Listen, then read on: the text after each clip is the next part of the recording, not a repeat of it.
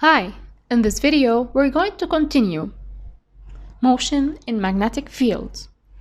And now we reach the part about coils and motors.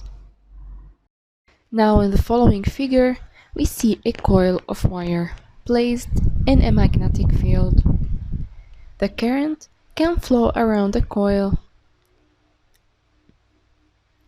Set the conventional current flowing anti-clockwise around the coil.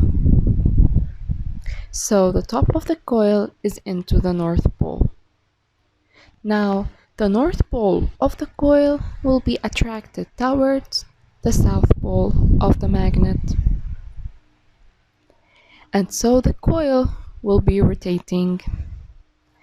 Now, before we turn the current on, think about whether the coil will rotate clockwise or anti-clockwise.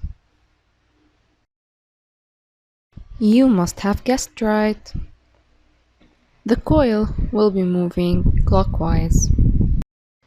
Now let's turn on the current. The motor is designed so that even when the coil turns upside down, the current still flows anti-clockwise around the coil. And this means that the coil continues to rotate in the same direction.